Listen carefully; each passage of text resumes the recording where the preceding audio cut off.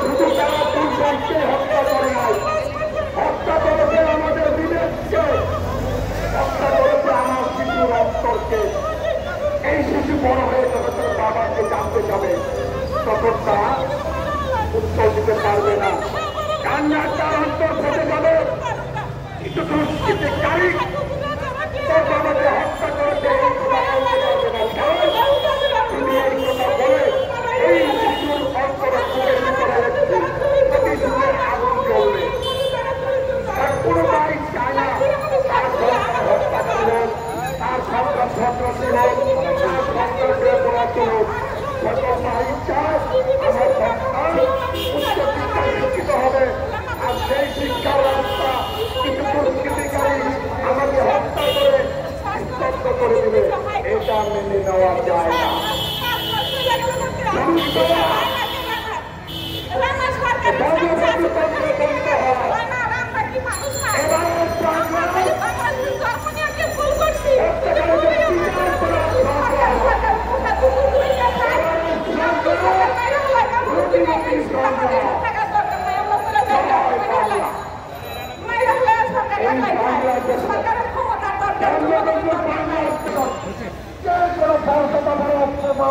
কর্মকর্তাই হোক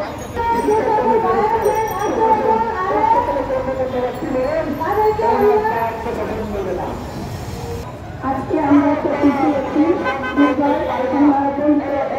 সামরিক মানুষের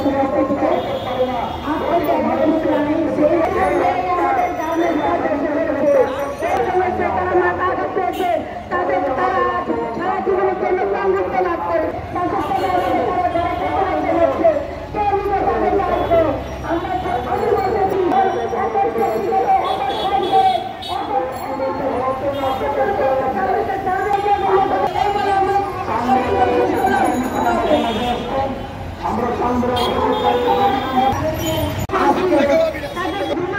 আপনারা আমাদের মিডিয়াদের কাজ করতে সাহায্য করেন। সে কথা বলছিলাম আমার প্রান্তীয় মিডিয়া বাইরে বোনেরা, সেই হত্যার বিচার সহজে পাওয়া যায় না। ওই পরিবার কখনো বিচারকের ঐক্যবদ্ধ থাকতে হবে। জেলে প্রেরণ করেছে আমরা হাজার হাজার রহমান হাজার দিতে পারবো না।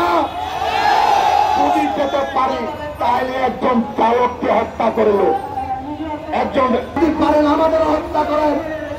আমরা যখনই আমরা চালক আমাদেরকে বাকি রাখলেন কেন? এই দেশের প্রশাসন তো আপনাদেরই পক্ষে, সন্ত্রাসের পক্ষে প্রশাসন।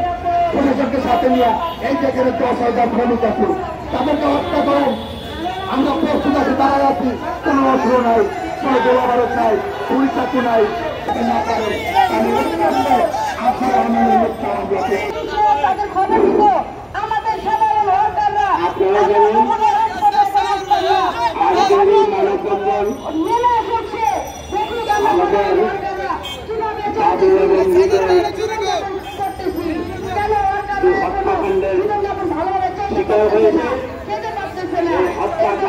দাবিতে আজকে বৃহত্তর মিরপুর রাজের শ্রমিক সহ বিভিন্ন শাখা প্রশাখার বিভিন্ন শ্রমিকরা পরিবহন শ্রমিকরা আজকে জাতীয় প্রেস ক্লাবের সামনে উপস্থিত হয়েছে।